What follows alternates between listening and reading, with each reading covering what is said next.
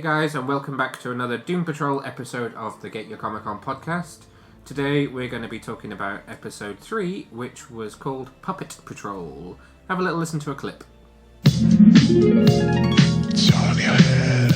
I'd like to welcome you to Futopia, where great men and women are made greater. After the war, I relocated to Paraguay until fate brought a scoundrel to my door. Is that the chief? That's the chief. A friend of Niles Caulder is an enemy of Von Fuchs. The fuck?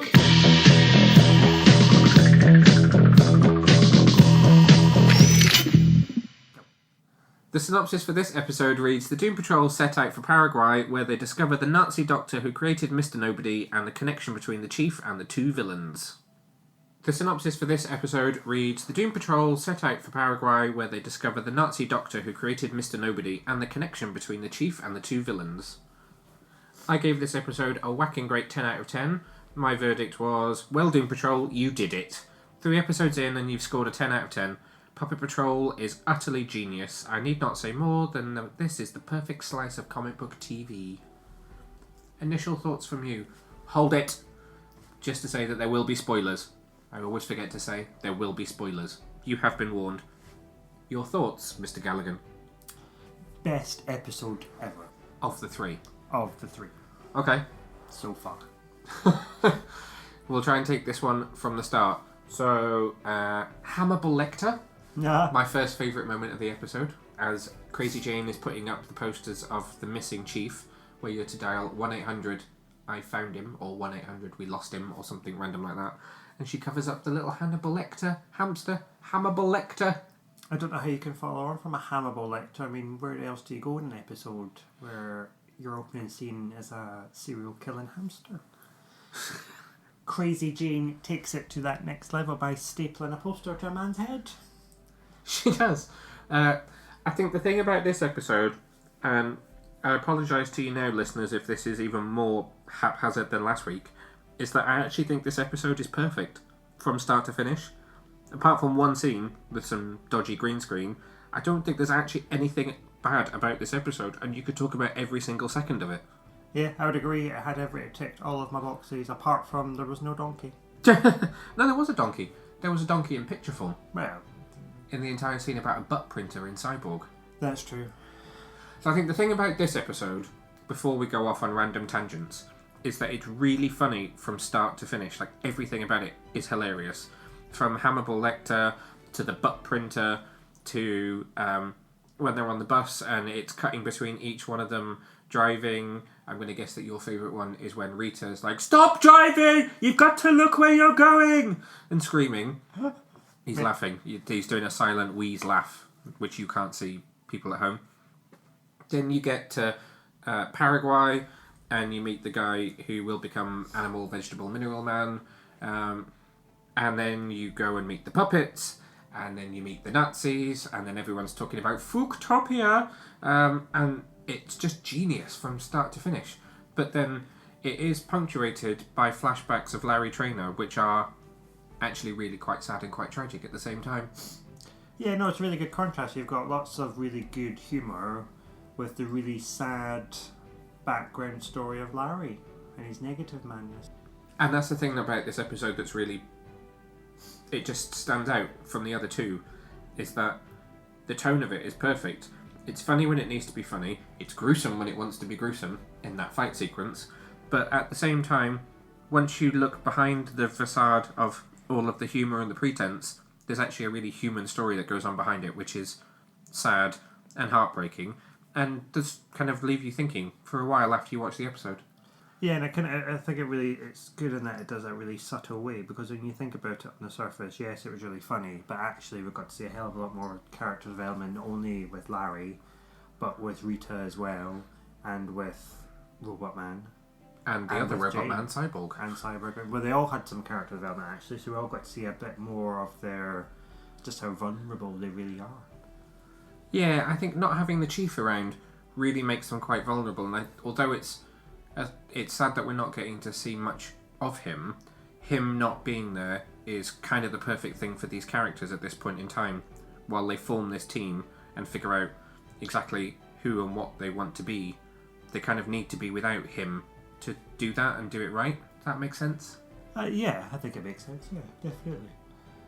Although I will point out, at one point I did think when they did the puppet sort of storyline, Yeah. and when the cheese puppet came out, I did think, it's a James Bond puppet. Just because it was Timothy Dalton. Yeah. They were really good lookalike puppets, though. They were really good. Let's go backwards a little bit. So, the team decide to do a bit of research into the donkey.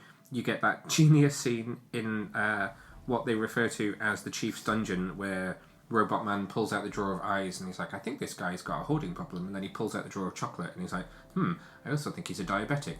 That's a thing from the comics, by the way, that he is a chocolate fiend, the Chief. That is a nod to the comic books. And then you get to see Cyborg do more of what they hinted at last week in trying to be the kind of hopeful, shining hero. He does that whole thing where he's like, we need to have a team meeting. And they're all a bit like, why? And you can see him trying to drive everything in the right direction by investigating, bringing them all together, but they just don't want to buy into it, which is where the whole butt printer thing comes from. Missing out the fact that actually just before that you also get to see the moment when Cyborg caused the explosion in his mum's lab, not in Star Labs. Yeah, so it was like their home lab, wasn't it? Yeah, because remember you saw it last week when you saw him lying on the grass. That was their house that blew up when he was lying on the ground with no arm and no leg and no eye. Then this was how we saw it within his grid framework. Yeah, but then I wonder if we're going to sort of delve into that a bit more because he goes through the whole trying to authenticate the security camera. It did look odd to me. Did you notice that the explosion doesn't seem to quite come from the same place as where he threw the tray? Yeah, it comes from somewhere totally different. So he swipes that tray off the table and then the explosion seems to come from slightly further into the room, but that could just be me reading too much into it. Well, you never know. So just going back to the filing cabinet. Yeah. So when he goes through the eyes and the Kit Kats, and then he finds other forms of chocolate are available. So Cliff finds the folder about him, and this is where he finds the number for his daughter. That comes up later. I didn't pick up on that the first time. It was only the second time that I really picked up on that. That's where he found it. And that when he sees the cat, he was going to phone her. And then obviously you see him throw that number away while he's on the plane on the way home, because he obviously feels after killing all those Fuktopia Nazis that he isn't worthy of seeing her. So I think it's really interesting that we get to see his development, because he keeps saying, he can't feel anything, and you've got that really interesting discussion with him and the Folktopian lady when she's like, well, clearly you do feel something because you feel like you're missing something, and that could be his daughter, really. Where was that lady that he was talking to? Folktopia. You can't say it normally, Super Friends. You have to say Folktopia. Talking of Super Friends, they get mentioned in this episode. So we get to... so basically, obviously, if you've already seen this episode, then you know what happens. If for some reason you're watching this and you haven't, the Doom Patrol are travelling to Paraguay. They're doing it on a bus because Cyborg's dad has said to him that he won't be allowed to use his Star Labs credit card or the Star Labs jet, which I thought was quite interesting. I quite like that he's obviously being bankrolled by Star Labs, but it does add to that story that his dad is in control of him a little bit. So then the bus breaks down because of Negative Man not getting on very well with his inner negativeness, and they end up in a motel car park. And then when Cyborg is trying to fix the bus, the guy comes out and has a chat with him and tries to take a picture with him, and he's like, "Hey, super friend," which I thought was very cool. Little nod to the Geico fans out there. Very good. And again, lots of little nods to the Justice League. So who's mentioned? Batman twice, Aquaman, and Justice League mentioned as the Justice League as well. So we get a little nod of Justice League 2020.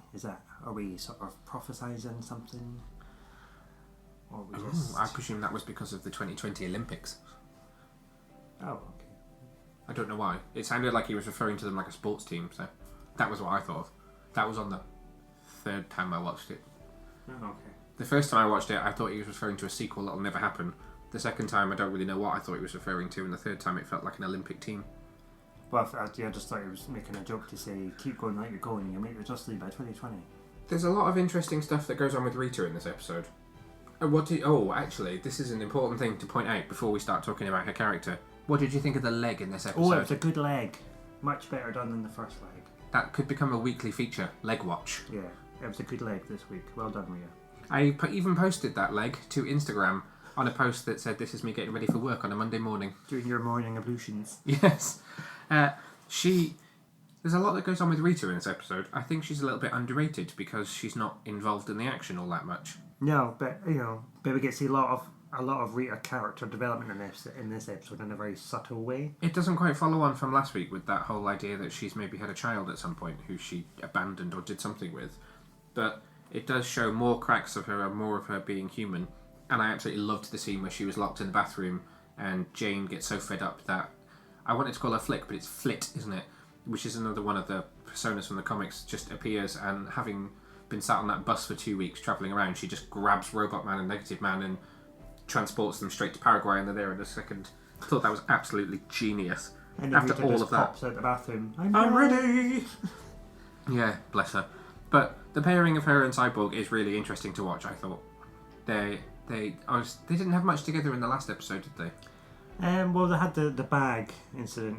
Yeah, that was it. So this was a lot more human for them, with them then sat around the pool while she was eating and him just kind of talking to her like a human being rather than it being Cyborg and Elastigirl. It was Vic and Rita, which was nice. Yeah, and they're very similar in that this whole sort of ideas of control and loss of control. Vic being controlled by his dad, Rita being controlled by the blobness. The plopness, yes. So it's interesting sort of connotations between the two characters.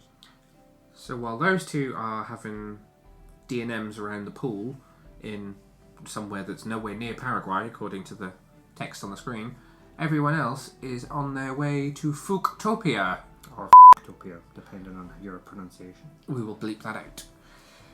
So they arrive in Fuktopia and we get the puppets, which is just the most random thing you've ever seen, and it's the only time that Alan Tudyk, I now know how to pronounce his name, thank you DC Daily and YouTube, that's the only time we see Alan Tudyk and it's as a puppet. So there's no real Mr. Nobody. There isn't any narration by him in this episode, is there? No, there's no narration at all, which is interesting. So they're obviously going to use that when they feel that it's necessary, which is good, rather than just hamming it up for no reason. Love the puppets. Puppets are genius. Puppet Nazis, extra genius. I would agree. I do love a good comical puppet Nazi. And we're allowing you to talk about them this time. There is a deleted scene from a previous episode of this podcast where you made a very politically incorrect joke about Nazis to do with the trailer for this episode. But we're allowing it on this occasion.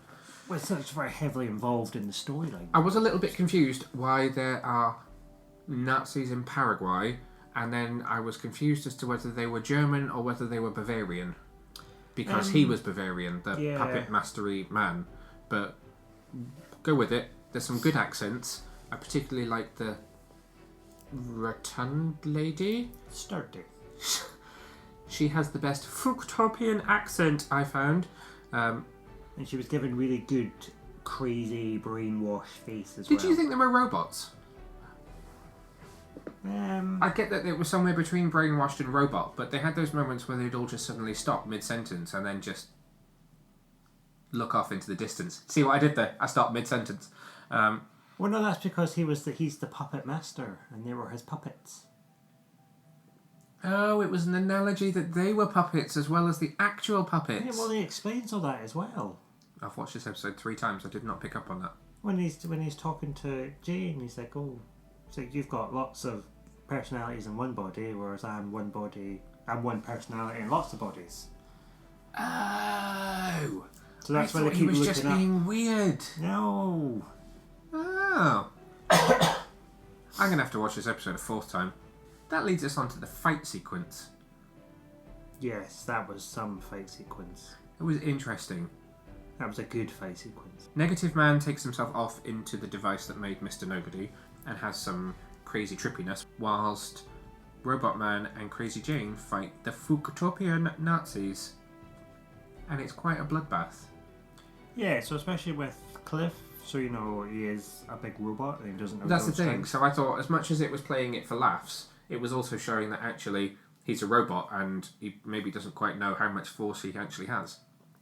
So throwing someone into a wall, if I did that, you'd probably just punch me back and say, that really hurt. Whereas for him, they just went splooey. Let's just go back a step here. You couldn't throw anybody into a wall. Thank you very much. And then when he tears the one apart and thrashes another one with the legs, that is just genius. Yeah, that was quite funny. I still need to learn the name of Crazy Jane's character that says the words that then become knives, though. She's really cool and comes back again. And what does she say? Oh, as we did then, or something. I thought that was really cool when she killed them with the words Auf Wiedersehen, or whatever it was that she said. There's going to be a lot of bleeps in this episode. But it was, again, it was played for laughs, but it was really cool at the same time, which I thought was awesome. I guess that kind of brings us to Larry and everything that happens with Larry in this episode.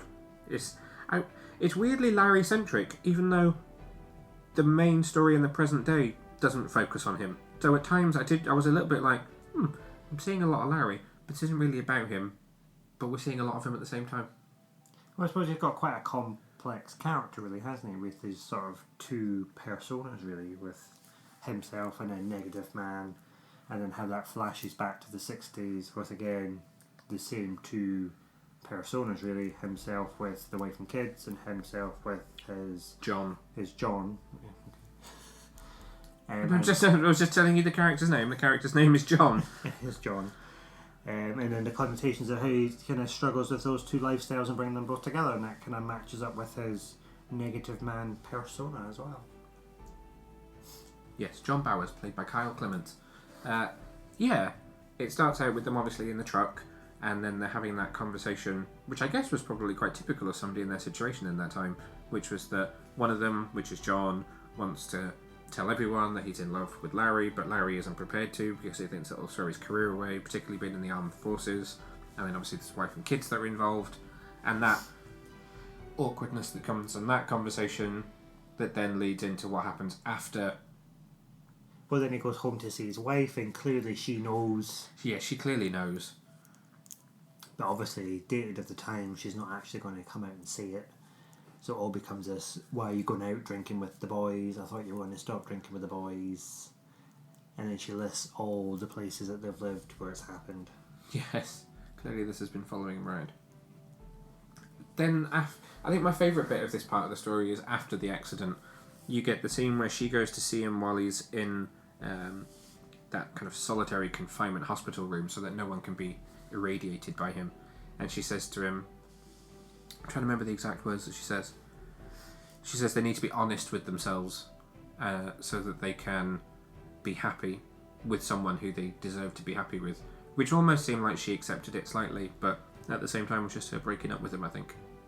Yeah, it was quite sad really saying it. She's told the boys, their kids, that, Daddy's gone away and he's probably never going to come back. Yeah. Which is quite sad, really. Not as heartbreaking, though, as the scene when John then comes to see him afterwards. Well, I say see him, they can't see him because there is no glass in that room because the radiation would go through it.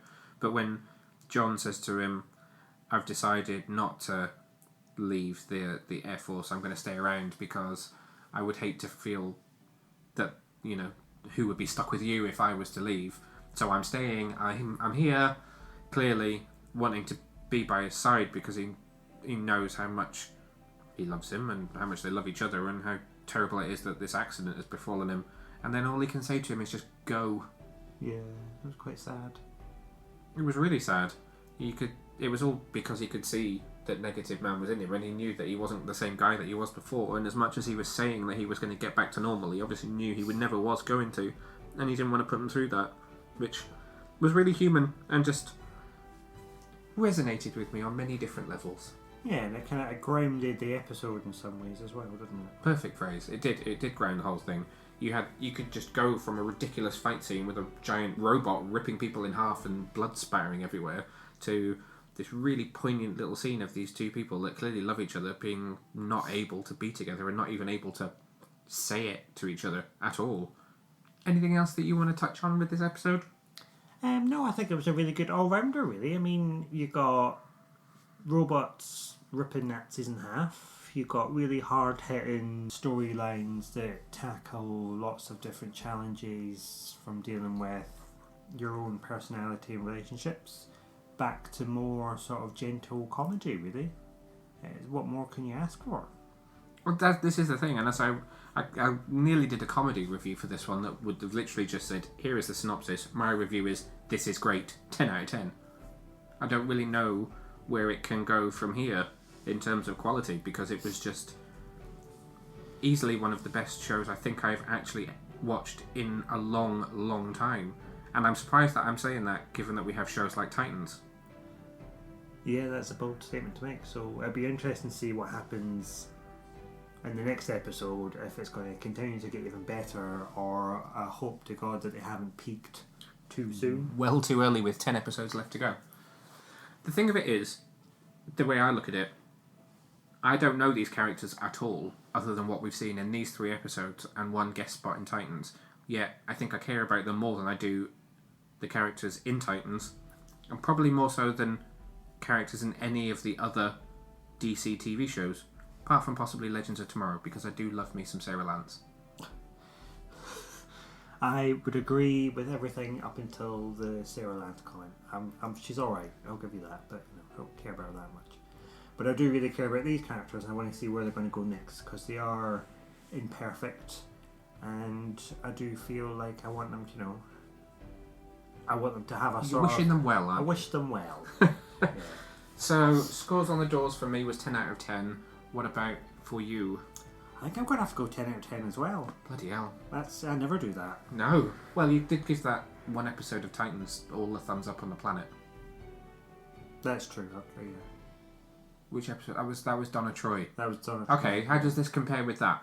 Oh, I think Donna Troy was a really very close, like a Titans version of this. Okay. With the gentle comedy mixed in with some character development, but this took it. I think Doom Patrol has got the advantage of being able to take it to a really crazy level. Yeah, sure. You would never get Nazi puppets in Titans. No. Sticking with that 10 out of 10? Yeah, I am. I'm committed to it. Okay. That is our discussion of Doom Patrol Episode 3.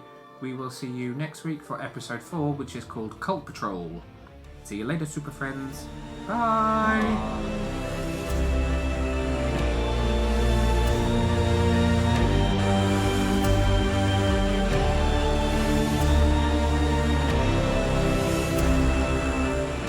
Oh, welcome to Folktown.